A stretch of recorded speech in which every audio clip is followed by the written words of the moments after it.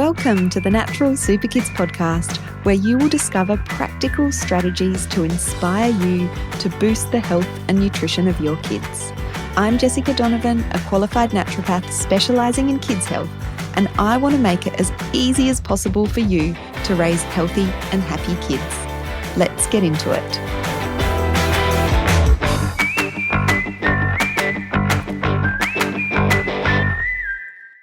Enlarged tonsils and adenoids. It is one of the most common reasons that people seek our support here at Natural Super Kids.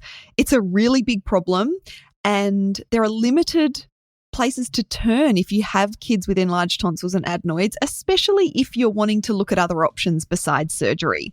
So to be totally transparent with you, we kind of became famous for or known for helping kids with enlarged tonsils and adenoids accidentally because of the results that we got with a couple of clients, and sharing those results online led to a lot of other people sort of seeking out our support, either in our online clinic with our practitioners, which is a lot of people book in to see our practitioners because of enlarged tonsils and adenoids, or within our programs or membership as well. We help a lot of people with enlarged tonsils and adenoids, or kids with enlarged tonsils and adenoids, in our online programs.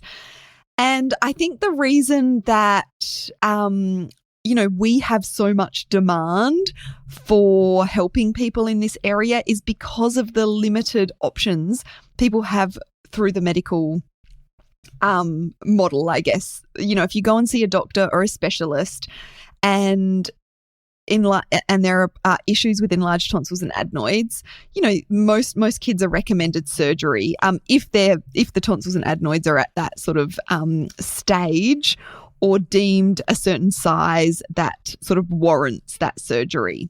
There's not really a lot else on offer. And we are, really thrilled that we can offer support in this area. And we have many success stories of families, really being able to either avoid surgery or having surgery because, it can be helpful in some instances to get tonsils and adenoids removed. But also it's so important to be addressing some of the underlying causes. And today we're talking specifically about the allergy connection. So before we get into this episode, I do want to mention a couple of other episodes that we have done previously that focus on enlarged tonsils and adenoids. So we did an episode, it's episode 115, we talked about our alternative or natural approach to enlarged tonsils and adenoids in children, one of our most listened to episodes. And then we did another episode, I can't remember the number, but I'll link it in the show notes. It was talking to one of our clients and members. So it's really a case study. This is an interview or a conversation with Billy about her son's journey and how they were able to avoid surgery when it had been recommended, and what sort of came up for them. Now, I do just want to say that every child is different. Not all children with enlarged tonsils and adenoids have the same exact drivers. But what is often not mentioned and often overlooked is the allergy connection. So when we are going down the surgery route, which, as I said, can be really helpful for some kids, yes, it removes the tissue or the organ, the tonsils or the adenoids or both, but it doesn't solve the underlying problem. And that's what I want to talk more about in today's episode. So I guess what is really important to understand is that tonsils and adenoids are immune tissue. They enlarge when the immune system is activated. And a lot of kids with enlarged tonsils and adenoids have this constantly activated immune system. And allergens, whether they be food or environmental, are one of the most overlooked drivers for this chronic ongoing immune activation. When there's persistent exposure to allergens, there is a persistent immune response, which means there is tissue, the tonsils and adenoids, that never gets a chance to settle down. So the actual allergies that are associated with enlarged tonsils and adenoids are different in each child. But what we see commonly when it comes to food allergies, or even intolerances or sensitivities, it doesn't have to be a full IgE mediated allergy, which are the ones that have sort of more instant and serious symptoms. It can be more of a sensitivity or an intolerance, but what we often see is dairy being a problem for kids with enlarged tonsils and adenoids. Not always, but it is commonly a problem. It's the number one food that we see associated with enlarged tonsils and adenoids. Things like gluten and eggs and corn and other food allergies can be common as well. And then when it comes to environmental allergies that drive this immune activation that leads to enlarged tonsils and adenoids, like dust mites is really common, but then also things like mold and pet dander and pollen can be at play as well. So it's never the same for every child, which is why an individualized approach is really important. And when a GP or an ENT specialist is looking at the tonsils, they're looking at the tonsils. They're not looking at why the immune system is fired up in the first place. Children that have surgery without addressing the underlying allergen often continue to have issues: mouth breathing, ear infections, congestion, and the removed tissue can even grow back. We've heard multiple stories of adenoids growing back, and even sometimes tonsils, because nothing has changed in terms of the immune system, which is driving the inflammation. And, we can liken this with the way that we approach eczema. Eczema is inflammation of the skin that's driven by internal inflammation that usually comes from the immune system and or the gut. And it's the same with enlarged tonsils and adenoids. And we do also often see kids with both enlarged tonsils and adenoids and eczema, which obviously is more complex, but often the driver underneath is the same. So when we can start to see improvements in eczema or tonsil size, we can also start to see improvements in the other issue as well.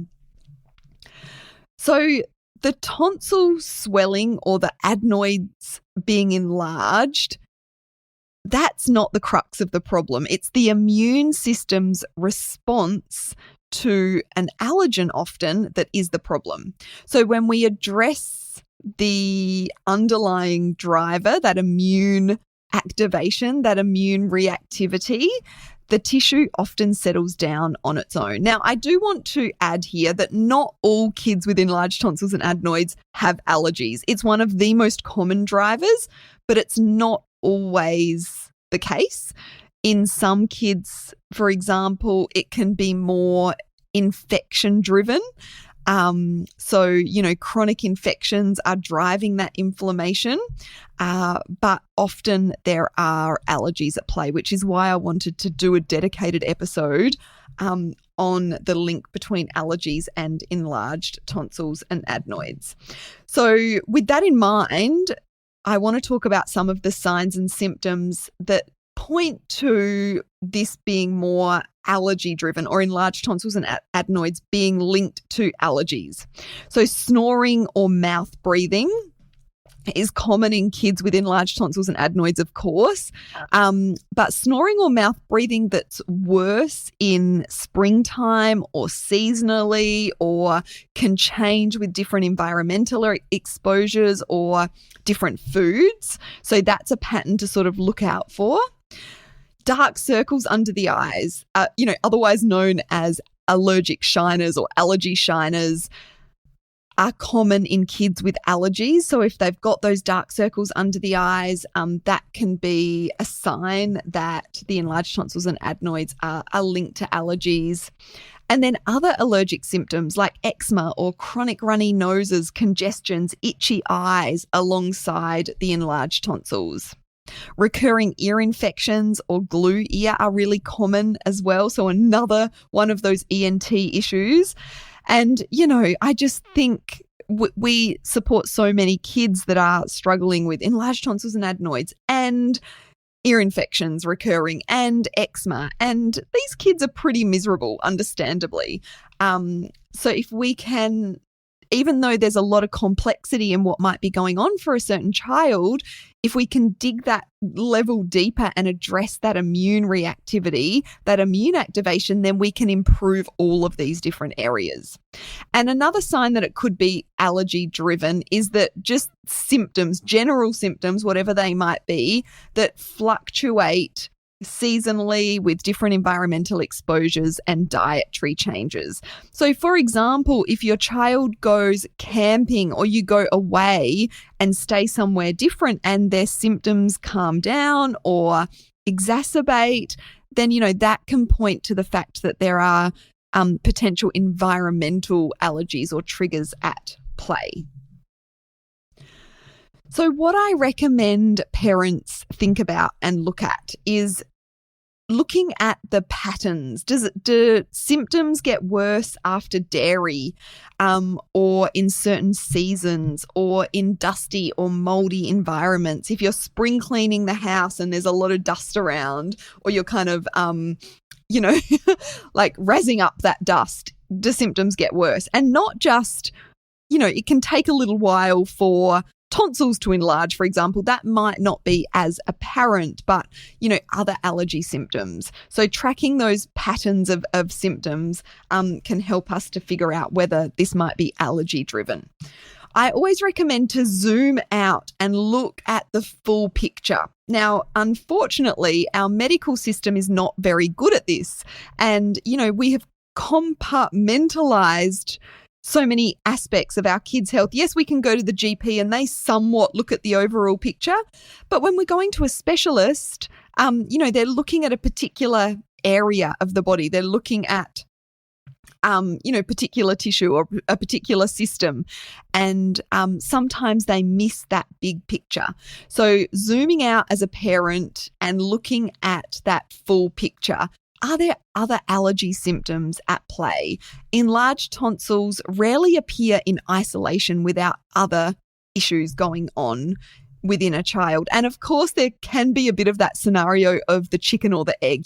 Is a child mouth breathing and snoring because of their enlarged tonsils and adenoids, or are the enlarged tonsils and adenoids a result of their, mouth breathing?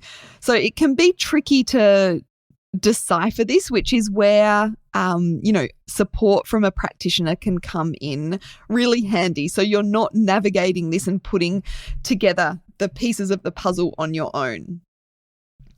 Consider trialing a 3 to 4 week dairy-free diet for your child before committing to surgery. Also think about what you can do to reduce your child's exposure to dust mites, for example. So the two things that I'd be looking at as most common triggers for kids with enlarged tonsils and adenoids are dairy on the food side and dust mites on the environmental side. So how can we reduce and eliminate these two, really common triggers to see what happens to the size of the tonsils and the adenoids before we commit to surgery? Ask your doctor specifically about allergy testing, IgE, skin prick testing or blood testing before proceeding with surgery, because if we can get on top of those allergies that might be at play, we may be able to avoid surgery. And of course, removing tonsils, tonsillectomies, and removing adenoids, it's very common and fairly minor surgery, but it's still surgery. If we can avoid putting our kids under general anesthetic, avoid that recovery time and avoid removing tissue that may not need to be removed, if we can address this in another way, I say that's always a good thing. And I also do want to say on the flip side, we've seen a lot of kids really benefit from getting tonsils and adenoids removed. So I'm not anti-surgery by any means, but we want to try and, address this holistically, even if we are going down the surgery route. And of course, as always, work with a practitioner who will investigate the why this is going on, not just this is the symptom, this is how we can sort of approach that particular symptom or issue, which would be the enlarged tonsils and adenoids. And of course, we can certainly support you in this. We've seen lots of kids with enlarged tonsils and adenoids and are very happy to support families, and our online clinic is super convenient. You can tune in to chat to our practitioners from the comfort of your own home. And we get some really good results with addressing enlarged tonsils and adenoids. And as I said before, we are not, we are all about a complementary approach. I was going to say we're not purists. We know that surgery is the right move for some kids. But even if you're going down the surgery route, you do want to look at other avenues and make sure you're addressing the underlying cause as well. The other thing I want to mention is we will be running our eczema and allergy program, which is really popular and fits really well for kids with enlarged tonsils and adenoids, and we'll be running that again shortly. So if you want to find out more about that, and we always sort of open that with a free masterclass to share a bit more information about our approach, make sure it's a right fit for you. You can keep an eye out on our Instagram over at Natural Super Kids. We'll be talking more about it on this podcast as well.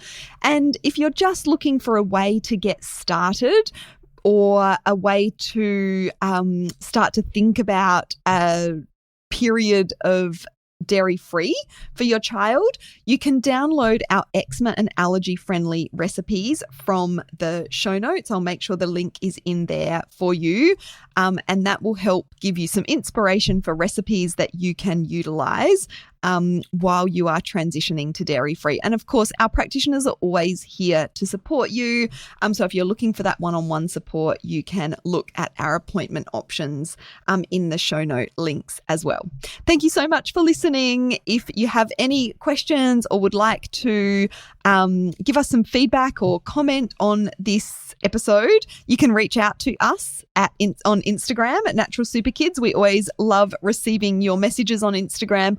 Or you can email us support@naturalsuperkids.com if you're wanting to know a bit more about how we can support you.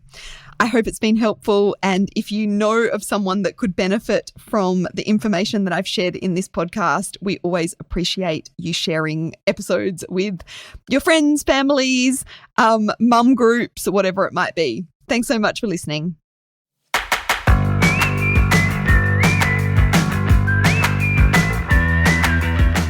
Thank you so much for joining me on the podcast today. Head on over to our website, naturalsuperkids.com, for the show notes for this episode, as well as a whole heap of inspiration to help you raise healthy and happy kids. I'll see you next week.